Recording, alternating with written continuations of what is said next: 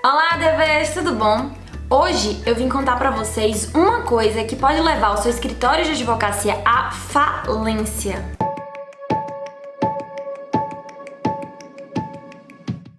Alguns de vocês devem ter acompanhado o post que eu fiz recentemente lá no meu Instagram, @falecomadv, sobre a questão da cobrança dos valores por determinados profissionais. Então, o meu post dizia basicamente: qual desses profissionais ele só é remunerado em caso de êxito na demanda? A, médico, B, engenheiro e C, advogado.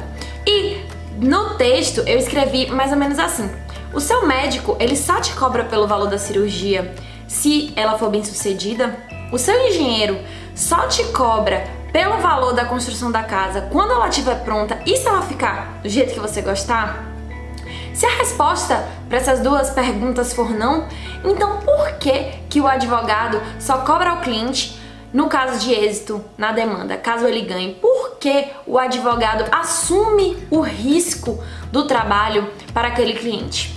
É interessante observar que o advogado, ele gastou bastante dinheiro na sua educação, né? Então, mesmo que ele não tenha feito uma faculdade particular, ele gastou com livros, com xerox, com alimentação, com transporte. Ele perdeu bastante tempo nos estudos dele. Enfim, com certeza ele gastou com estudo, atualização, alguns cursos, se ele tiver feito alguma especialização também. Então ele gastou dinheiro para se formar, assim como todos os outros profissionais. E por que ele é menos merecedor daquele valor do que os outros profissionais? Essa que é a questão. O grande motivo e o grande causador dessa questão de cobrança de honorários apenas de êxito, com certeza foi a desunião dos advogados, né? Porque se todos os advogados cobrassem um valor para que o cliente entrasse com a demanda que ele quisesse, nenhum advogado ia estar cobrando no êxito, certo? Porque se o cliente precisar entrar com a ação, ele vai pagar, e se ele não puder pagar, ele vai recorrer à Defensoria Pública, que existe justamente para isso. Então hoje o meu questionamento é: por que o advogado trabalha de graça? Porque ele assume o risco pelo cliente do processo. Porque que advogado é que hoje pode dizer para algum cliente que a causa dele é ganha? Porque isso é inadmissível para um advogado. A gente não sabe o que se passa em cabeça de juiz. E a gente também não pode garantir a nenhum cliente que uma demanda é ganha. Isso é completamente um absurdo. Tudo no direito é absolutamente relativo. Então, observem só a gravidade que é o advogado cobrar os honorários só de êxito e esperar anos e anos para que aquela demanda tenha algum resultado. Então, observem só. O advogado, ele vai gastar tempo atendendo o cliente, estudando o caso do cliente, a resolução da demanda dele.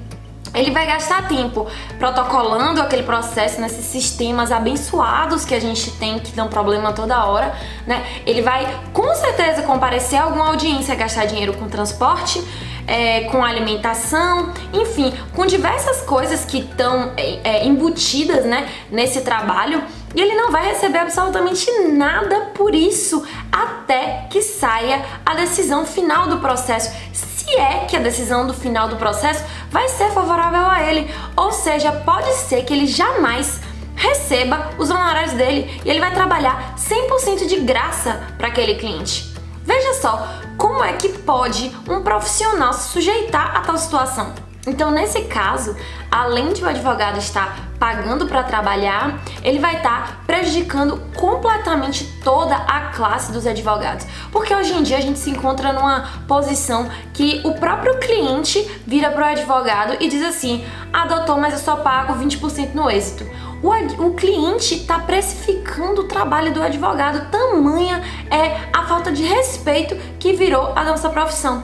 E por que isso está acontecendo? Isso está acontecendo absolutamente por conta da desunião. Se você está aí reclamando que você acha que a classe não deve cobrar honorários apenas de êxito e está cobrando, o que você está fazendo para mudar essa realidade? E por que cobrar honorários apenas de êxito pode levar o seu escritório de advocacia à falência? Primeiro, porque a gente precisa entender que o capital que a gente gasta, né, é diferente, é separado do escritório de advocacia.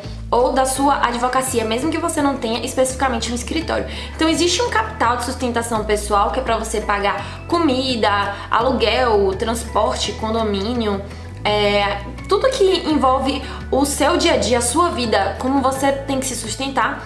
E você precisa de um capital também que é relacionado à sua atividade, né? Por exemplo, você pode ter uma estrutura física que demande pagamento, né, de energia, você pode ter algum tipo de funcionário também que você tenha que pagar. E mesmo que você não tenha nada disso, você precisa fazer a sua reserva para começar a investir e pensar em um dia ter, ou seja, mesmo um registro de domínio, uma hospedagem de site, um escritório virtual, um endereço virtual. Você tem despesas com isso que também precisam ser pagas, né? Então vamos supor que um processo ele demora em média aí, eu vou ser super otimista e vou dizer 3 anos pra finalizar, certo? Então assim, considerando uma pessoa que tá trabalhando no juizado especial, óbvio, gente, que isso vai depender de comarca pra comarca, mas fazendo essa consideração, vamos colocar que um processo demore 3 anos. O advogado ele vai demorar 3 anos pra ser remunerado por aquele serviço. Divida esses 3 anos em dias.